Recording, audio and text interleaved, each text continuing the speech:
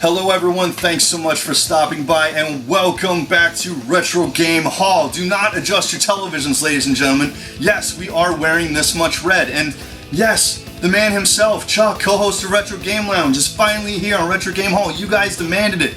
I put him on the show. Chuck, welcome so much to Retro Game Hall. I'm so glad to have you. I'm sure everyone is glad to have you here on the Hall, on the craziest freaking Hall channel, craziest Hall show on YouTube, man. Well, see, they might be having an issue right now adjusting for the red. Yes, you might have to adjust your brightness. You need to adjust the tint knob on the television. Yeah, I blend in, but it's cool. There's a lot of red right now. I'm going to say that this is red because this show is restricted. This is restricted to people who play retro games. It's for adults only. So, children, secure your parents' permission before you watch this video because, I mean, dude, look at this. The sheer amount of awesome that we're gonna lay on you guys. I mean, dude, you tell them, like, you're not ready. This is insane. Like, we've got all kinds of crazy stuff. As usual, we're gonna split this into two videos. This is gonna be part one, where we're gonna cover the games. Then part two, we're gonna follow up with accessories and all kinds of other trinkets and all kinds of great shit. You know, all the things that you guys love seeing and I love talking about. So, Chuck, I don't know about you, man, but I'm ready to freaking hold my nose and dive head first straight into this pile of retroness. Let's dig in. Let's do it. Okay, so right off the bat, I gotta show you guys a freaking epic score, at least an epic score in my opinion that I found. Just absolute dumb luck when I was out yard sailing one day. Special shout out to my boy CJR, man, who's the king of freaking yard sailing, man. That guy is the absolute master at finding yard sale deals. This is definitely something that I think even he would be proud of, even with the kind of clout that guy has in his collection. So I'm, rolling along on a Saturday. I usually go out yard selling. There's tons of yard sales where Chuck and I live in Northern Virginia. I mean, they're everywhere here on any Saturday, any Saturday of the year, rather. And I found one that had a Super Nintendo lot, so I put that one as priority on my list. And I get there to see what they had because I knew they had a Super Nintendo system and some games and stuff with it, but you never know what it's going to be. If it's going to be like Madden or some stupid shit with it. So much to my surprise, well, not only was the Super Nintendo system in incredible freaking shape, like no yellowing or anything like that. Doesn't look like somebody pissed on it. No cancer, no pissing. I mean, it comes with the power cords and everything, guys, and it does work. I tested it. Came with two controllers. I just brought this one for display purposes. And they actually had some seriously freaking good games in here. Like, I mean, we're talking like some AAA freaking titles. Like, let's see, Super Mario World 2, Yoshi's Island. I got a spare copy of Super Mario World in case I just need to complete a Super Nintendo set, so I've already got the game. Dude, Pilot Wings. Enough said. Enough said. Pilot Wings. And Donkey Kong Country 2. Go eat, bitches. Any, Donkey Kong Country, Yoshi's Island, $20, $30 games. Pilot Wings, $15 game. I mean, that's all, first-party Nintendo shit. That alone, made my trip worth it, let alone the system. I was like, dude, this is jackpot right here. So, Chucky, alright, you've seen a lot in front of you, man. I'll show you guys some other things I got. I got Frogger. I was about to say, don't. Toy Story, just a couple throwaway games. Stanley Cup, Mickey Mania, Jurassic Park. It's a little bit freaking toasty, but whatever, it still works. Alright, so Chucky, you've seen this lot here in front of you, man. I gotta ask you a question. Ask away. What would you pay for all this, man? Like the Super NES console, Lion King, almost forgot that one, and all these games. Like, what do you think, what would that be of value to you? I can see paying $75, $80. Think so? Yeah. What would you say if I told you that I paid $15 for this whole lot? $15! Alright, so Chuck, what do you say we get into a few NES games here? Alright. Rapid fire style. Rapid fire. Alright. Got 7-Up Spot, Yo-Noid, Shooting Range, kind of an interesting Zapper Gun game, and one more Zapper Gun game from Sunsoft, Freedom Force. Got one extra Super NES cart, Hyperzone, kind of a really interesting kind of 3D shooter. Haven't played this one before, but just quickly YouTubed it. Actually seems pretty cool. Almost reminds me of a Master System or Genesis game, so looking forward to checking this one out. We'll let you know. Yeah. So next we got a stack of Game Boy games. We're going to rapid fire these real quick. Contra, The Alien Wars, Blades of Steel, best hockey game ever made. WWF Raw, Killer Instinct, Wave Race, and a combo, Centipede and Millipede. Got a Game Boy Color game, Mario Golf, and we got Quest, which is a little puzzle game spin-off of Quest 64, which is not a good game. And finally, a Game Boy Advance game, Pac-Man Collection, man, gotta have it, all the Pac-Man games. So next we got a trio of complete in-box NES games. Hey you guys! That's right, the Goonies 2, man. The kind of unofficial sequel to the first Goonies movie. By no means like a great game. It's definitely one that I have a little bit of nostalgia with since I grew up with it. The kid who lived next door to me actually had it. I would go over to his house to play it. And it's definitely fun. It's worth a play in my opinion. A very long game because it's got a lot of maps that you can go back and forth through. And dude, I mean, who doesn't love that silver Konami box? I mean, come on. I mean, you know, if nothing else, Konami gets points for keeping their boxes uniform, which is actually how I have my collection set up over there. All my Konami boxes are actually grouped together. So you got like all the Castlevania games, Contra, Jackal, Blades of Steel, you know, the Ninja Turtle games. All those are together, just in like this row of silver awesomeness, which is cool. So if you haven't checked out the Goonies 2 for the NES, guys, I definitely think it's one that's at least worth a playthrough. Speaking of Konami, we got another one here, Russian Attack. This is just the empty box since I already have the game. I mean, dude, it did coin, you know, the whole like running around with a knife type of thing, you know, and just, you know, it's like, wow. I mean, your dude, like on the cover, I mean, look at that. He's got like this badass bazooka, which you do get in the game, but he's also got the freaking knife. It's like, why would I use that bazooka when I can use my handy knife? I think he's confused. It's the beret. I think the dude he's too hardcore. He's like, I want to make this challenging.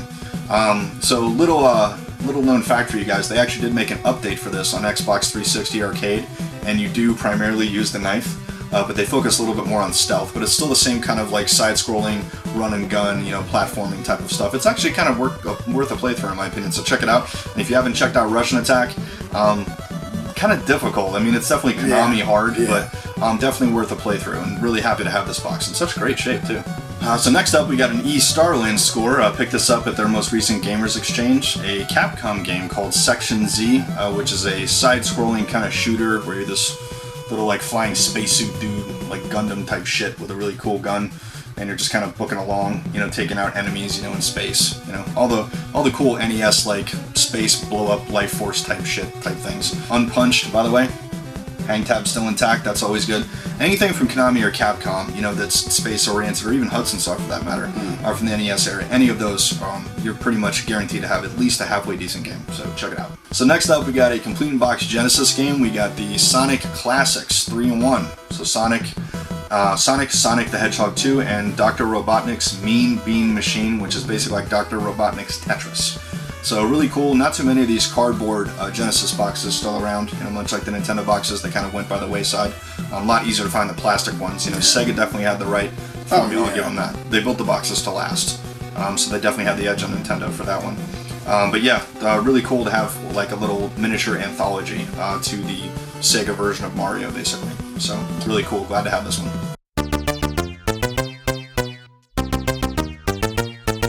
Okay, so this month we got a Bomberman pickup. Unfortunately, we've only got one. It's kind of a slow month for me on Bomberman pickups, but hey, since we didn't do one last month, made up for it this month, and this one has definitely been worth the wait, as this is absolutely one of the rarest Bomberman games out there, and I've got the majority of them now, so I can add this one to the pile. Panic Bomber. That's right, kids. Complete in box for the Virtual Boy. The redheaded stepchild of Nintendo's video game library history.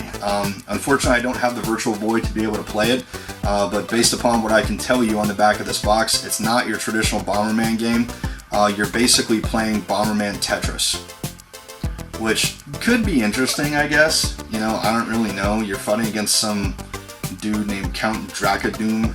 Dracadoon, eh? Well, you know, if you want a headache and a mediocre game, I mean, yes, that should work for you. And probably damage to your retinas. Yeah, that's what I'm saying. Like all that shit. That can't be good. No, it can't be good. But hey, it's my first actual Virtual Boy game, even though I don't have the system. I do have the box, but I don't have the system. And guys, it's a Bomberman game. Like it really doesn't matter what platform. I'm gonna buy it. You know, I've got to have them all. I really do. So next up, we got a couple complete in-box Game Boy games. First up, we got an addition to the Game Boy Color collection, Dragon's Lair, the actual arcade game. This is not a sequel, it's not a spin-off, and it's pretty much done. I don't know if you guys can see that Game Boy Color style. So you actually have the cutscenes, you know, where you have to react like arcade style, severely dumbed down so that the Game Boy Color can actually handle it. So I don't know how well that's going to pan out. It does definitely look interesting. Maybe Chuck and I'll, you know, give it a play on the Super Game Boy sometime so we can play it on the big screen, just see what happens. But got this one, I think, for all of $5, complete in the box. And these Game Boy boxes are definitely not that easy to come by. A lot of people threw these out. especially for a name brand title like this. I mean, it's a Capcom release, for Pete's sake. So very happy to have this one. Next up, we got Super Mario World, Super Mario Advance 2, which is basically Super Mario World on the Game Boy Advance. Scored this one from the same vendor actually as the Dragon's Lair game, I think $6. So anytime you can play a first-party Nintendo game complete in the box for $6, you're usually doing okay. I mean, that's a pretty good score. So next we got my only GameCube score for the month. We got Mario Golf, the Toadstool Tour. The Mario Golf games, I think, don't really get enough credit because... No, they're always good. They're always good. Like, they're not just for people like golfing games.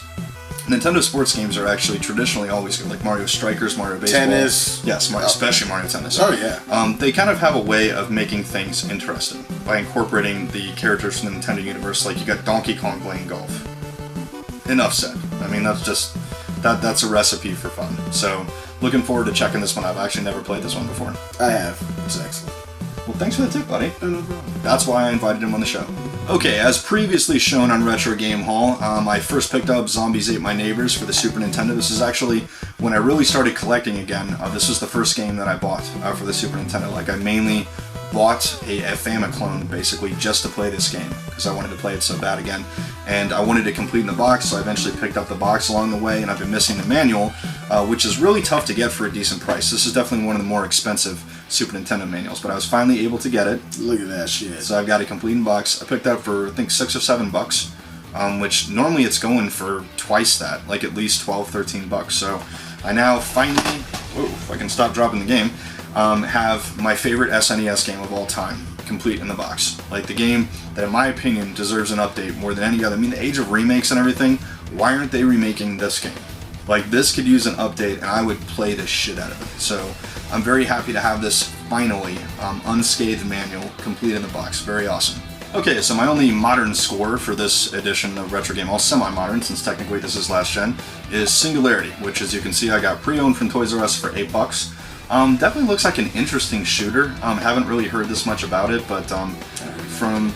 Yeah? I haven't heard anything. Oh, you haven't? Okay. So, I don't know, it just looks kind of interesting, and for random games like this, for $7 or $8, I'll usually roll the dice and check them out, so I'll let you guys know what I think. And lastly, for the games, definitely save the best for last. Oh, yeah. Chuck's a little bit jealous on this one. Just a random game store find that I picked up. Was just rolling through there one day, wasn't really looking all that much, and just found this little guy. It is complete, FYI, guys. The gun is in there. I'm hating. I know it is. I'm hating. You definitely want this complete. You want the gun con too. So Time Crisis 2, which is my personal favorite in the Time Crisis series, complete in the box in the PlayStation 2 big box. They didn't make too many of these, actually. There's very few kind of big boxy games other than the Time Crisis series, because they weren't big on accessories. Like, the whole big box thing kind of faded by then. So not normally a PlayStation 2 collector, but it's definitely pretty cool to have something like this for the collection. Looks good on the shelf, if nothing else, yeah. Alright guys, that wraps up part 1, where we've taken a look at the game pickups for this month. And now we're going to be moving on to part 2, where we're going to be showcasing the accessories and different box items that we've picked up. So please, click the link below. And as always here on Retro Game Haul, to all my fellow gamers, retro or not, game on.